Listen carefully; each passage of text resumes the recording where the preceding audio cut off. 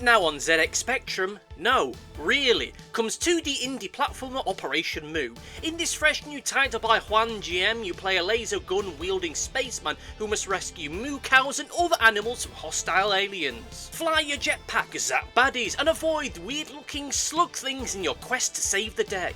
Digital store links are in the video description, so if you want to get yourself a copy, you can just go down there. Now with all that said, let's get into the review and kick off with the positives. This isn't the first retro computer-inspired title that I've played this year, with the prior one being Moons of Darsalon. However, this is the first time that I've played a retro-inspired game that is actually intended for the machine that it's based on. And the fact that this can be played on real ZX Spectrum hardware is something that just blows my mind. Now, I'll grant you that I did not play this on real hardware. I played the PC version rather than the ZX Spectrum version of the ZX Spectrum ROM, because I will be honest, I can't find a decent Spectrum emulator that doesn't cost money. But even still, the experience seems to be largely the same, and its experience, I have to say, I had a lot of fun with. The core idea of this one is simple but has an addictive quality to it. As I said previously, the objective here is to save various animals and plant life from aliens. Being a specky title, the goal here is to go from screen to screen,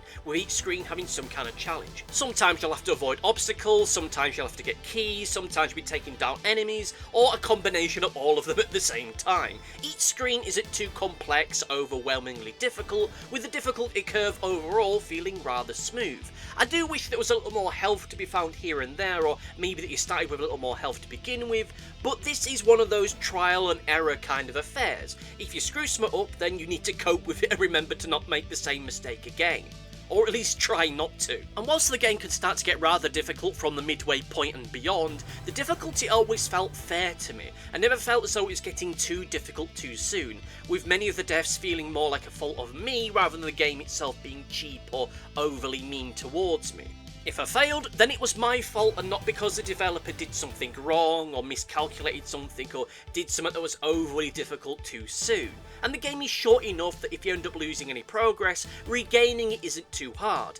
Well, providing you don't make any stupid mistakes along the way and lose too much health too early on. Something else I really enjoy about this game is its soundtrack. Yes, it sounds a tad familiar, but oddly enough, this gives it a better sense of authenticity because, let's be honest, computer games of that era did have a habit of including rather familiar material, and hell, the fact that we get music and sound effects in general together at the same time is great. I know that might seem an odd thing to praise in terms of certain people watching this, but you need to remember that there was an extended period in gaming history where it was either one or the other. You either had sound effects or you had a soundtrack. And here we get both, which is always good. And the last major point of praise for me are the game's visuals. The art and graphics here are good, they're solid, and yeah, specky games can be something of an acquired taste at the best of times, but everything here is clean and clear enough, even if there are some areas that do feel they can be a little bit too much. And I will admit that's not because I'm not playing this via an emulator or via real hardware.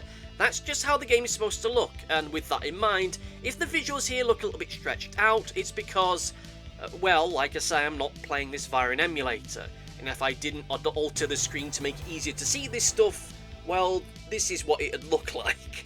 And now we move on to the negatives, and first off, I'll just say that the rebind control option doesn't work. Well, it works sometimes, but sadly, I have no capture footage of any of the times it did work. And whenever I tried to rebind the controls for this video review, they didn't work at all, or they slightly worked, or they got confused, or yeah, this isn't usable. This isn't usable at all. Now, this isn't the end of the world, as I feel the Kempston and Sinclair control options work the best and feel the best overall, but given that there's no readme file telling you as to what controls are in this game at all, it really is a shame that I couldn't just rebind it into something more comfortable for me, but hey, like I say, Kempston and Sinclair, they work, and they work well for what I need it for in this review, so good. It's just a shame that I wasn't able to rebind it like I say. Secondly, and this is more of a opinion than necessarily something more objective, the game does feature AI art.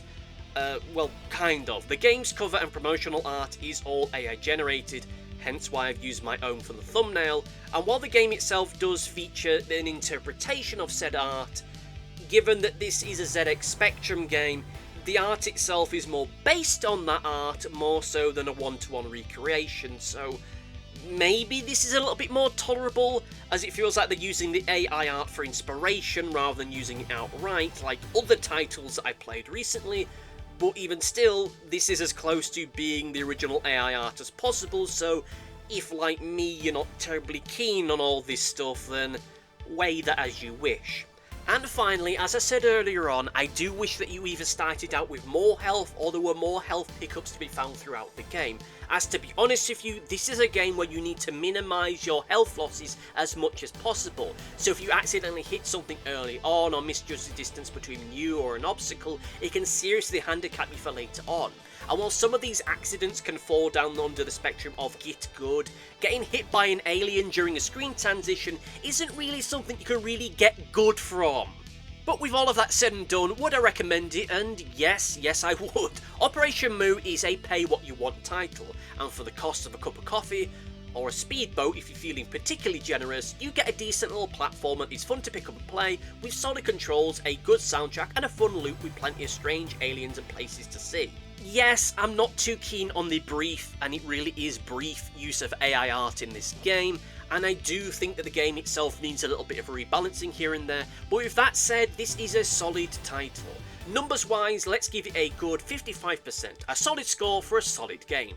Let me know what you think about this one down in the comment section down below. Thank you all for listening, thank you all for watching, and see you next time. Goodbye! Thanks for watching. Be sure to like, favourite, subscribe, click the bell and do all the YouTubey stuff that YouTube wants you to do. Go on, it'll do me a power of good. Until next time, my friends, goodbye!